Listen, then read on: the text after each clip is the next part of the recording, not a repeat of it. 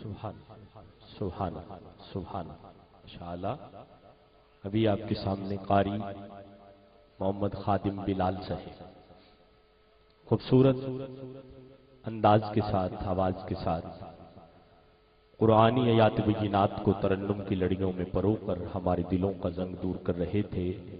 دعا ہے اللہ رب العزت کی بارگاہ میں کہ اللہ ان کی آواز میں، صحت میں، عمر میں اور مزید برکتیں عطا فرمائے۔ سبھی کہیے آمین۔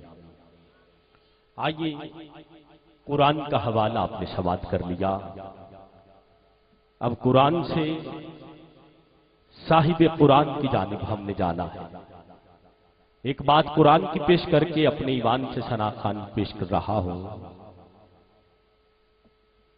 تاریخ میں بڑے بڑے عظیم قاریوں کا حوالہ ملتا ہے، ایک منٹ میں مجھے اس قاری تک آپ کو لے کے جانا ہے کہ جس قاری جیسا قاری کائنات میں نظر نہیں آتا۔ انتہائی توجہ، وقت انتہائی مختصر بھی ہے اور شیڈول محفل کا بالکل مختصر ہے، تو دوستوں کے حکم بھی ہیں، لیکن وقت کو دیکھتے ہوئے بالکل شارٹ پیش کر رہا ہوں۔ پہلے نمبر پہ جس قاری کا نام آتا ہے اسے زمانہ سیدنا صدیق اکبر رضی اللہ تعالی عنہ کے نام سے جانتا ہے۔ جس کا ہاتھ اٹھا ہے اللہ اس کے ہاتھ کو سلامت رکھے۔ صدیق اکبر کے نام پہ جس کا ہاتھ اٹھا ہے، جس کے بارے میں قلندر لاہور ڈاکٹر اقبال نے بھی کہا کہ پروانے کو چراغ اور بلبل کو پھول بس، کہ صدیق کے لیے تو خدا کا رسول بولو نہ بس۔ دوسرے نمبر پہ حضرت عمر فاروق کا نام آتا ہے، تیسرے نمبر پہ حضرت عثمان غنی کا نام آتا ہے، چوتھے نمبر پہ کتنا بڑا قاری ہے۔ انتظامیہ کی انتہائی توجہ، پنڈال میں جتنے لوگ بیٹھے ہیں، جب نام لوں تو جس کی رگوں میں ماں کا مقدس دودھ حرکت میں آ جائے وہ بولے گا، اور دیکھنا ہے کہ مومن اور منافق کون ہے، پہچان آپ نے کرنی ہے۔ تین قاری میں نے گن دیے، چوتھا کتنا بڑا قاری ہے، گھوڑے کی ایک رکاب میں قدم رکھتا ہے، دوسری رکاب میں دوسرا قدم بعد میں جاتا ہے۔ ارے سارا قرآن تیرا اور میرا علی پہلے پڑھ لیتا ہے۔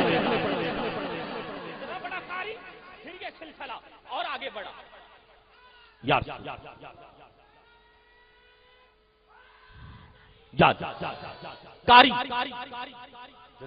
قاری آتے رہے۔ میں یہ میری سیڈیز میں یہ پوری بات آپ کو مل سکتی ہے، لیکن میں بالکل حوالہ دے رہا ہوں یہاں اور صاحب قرآن کی جانب لے کے جا رہا ہوں۔ قاری آتے رہے، صحابہ سے اشرا مبشرہ بھی قرآن کے قاری، جن کو میرے نبی نے اپنی زندگی میں جنت کا ٹکٹ عطا کر دیا۔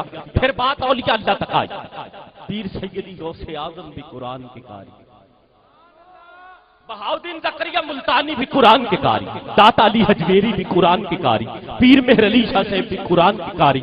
ارے جس شہر سے میں آیا وہاں کا لاڑا فرید الدین بھی قرآن کا قاری۔ قاری بڑے بڑے نظر آتے۔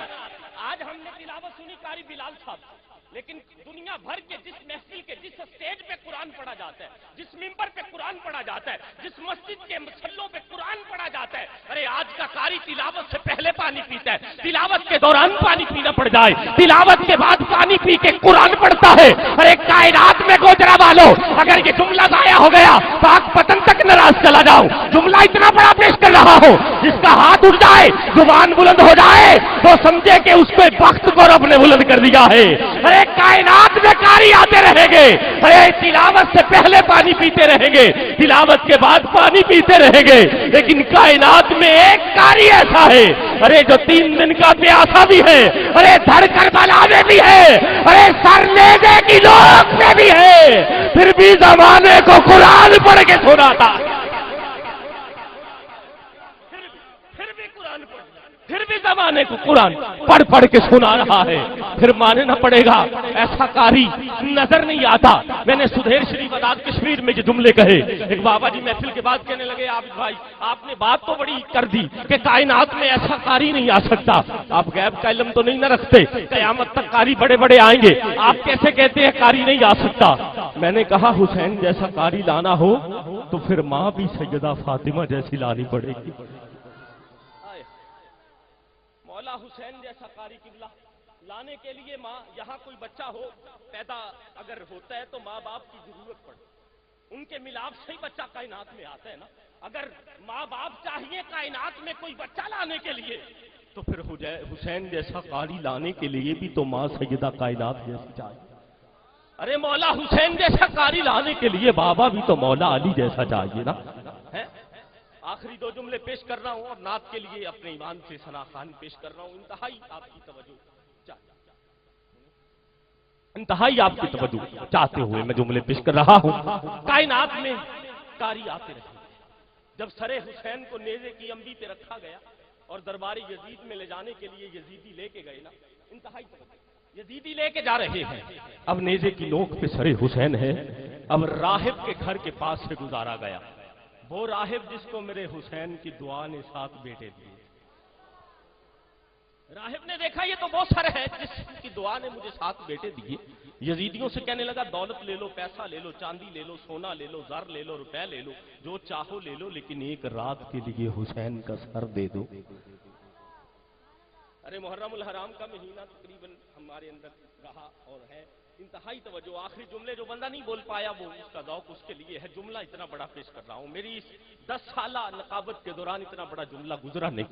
جب راہب نے دیکھا نا یزیدیوں کو ڈیمانڈ کی, یزیدی کہنے لگے ٹھیک ہے, 2 جو ہماری ڈیمانڈ ہے ہم سر دیتے ہیں. ایک رات کے لیے سر حسین راہب نے لے لیا.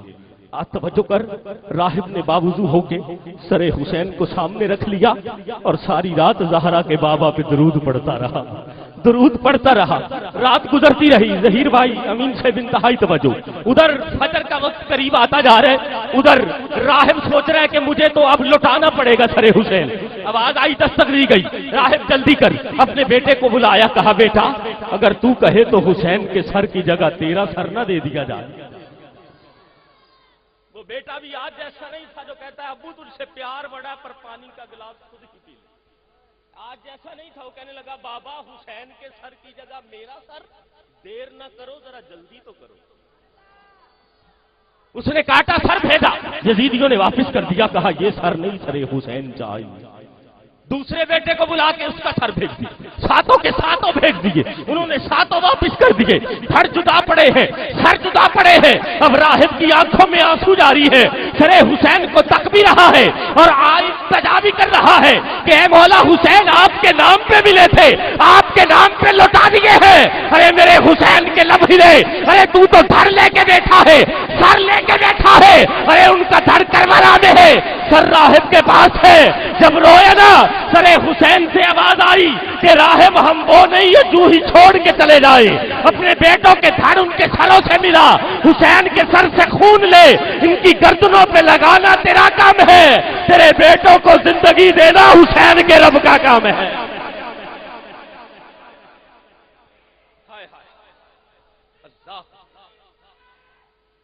اللہ اللہ یس